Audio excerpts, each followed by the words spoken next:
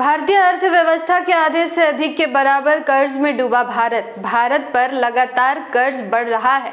Reports की माने तो 31 मार्च 2025 तक भारत का कर्ज 181,74,000 करोड़ रुपए तक पहुंच जाएगा, जो भारत की पूरी अर्थव्यवस्था की आधे से अधिक के बराबर है।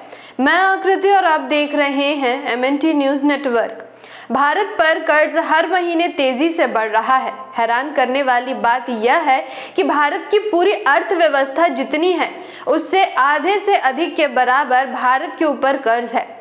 31 मार्च 2025 तक भारत सरकार पर कुल कर्ज 1,81,74,000 करोड़ रुपए का हो जाएगा।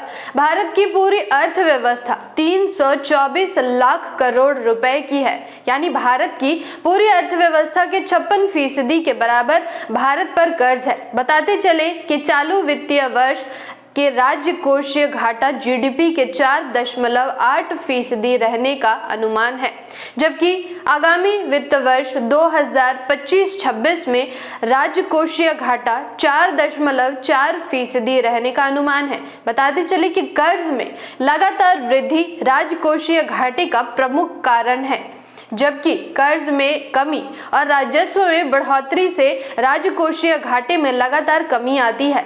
भारत के कर्ज वृद्धि की बात करें तो साल दर साल कर्ज में वृद्धि हुई है। यह वृद्धि केवल नरेंद्र मोदी के कार्यकाल में ही नहीं बल्कि मनमोहन सिंह के कार्यकाल में भी हुई है।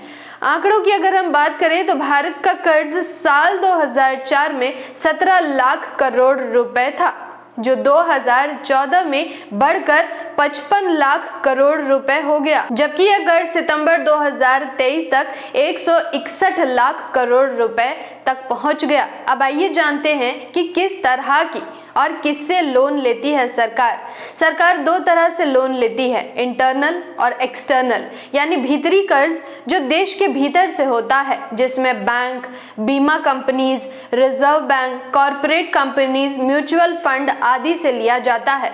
वहीं बाहरी कर्ज जो देश के बाहर से लिया जाता है, जिसमें अन्य देशों समेत विश्व बैंक जैसे संस्था से लोन लिया जाता है। विदेशी कर्ज का बढ़ना देश के लिए अच्छा नहीं माना जाता, क्योंकि इसके लिए सरकार को अमेरिकी डॉलर या अन्य विदेशी मुद्रा में चुकाना पड़ता है।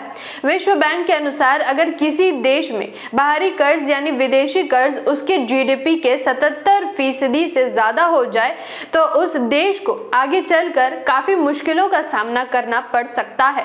भारत का विदेशी कर्ज मार्च 2024 में $663.8 था, जबकि सितंबर 2024 तक भारत का विदेशी कर्ज 711.8 अरब डॉलर है, जो पिछले साल मार्च में करीब 3,32,000 करोड़ रुपए की वृद्धि को दर्शाता है। जागृति के इस मुहिम में आप हमारा साथ और सहयोग दें। जानकारी महत्वपूर्ण लगी हो तो वीडियो को लाइक और चैनल को सब्सक्राइब करें। धन्यवाद। जय भीम, जय मूल निवासी, जय संविधान, जय भारत।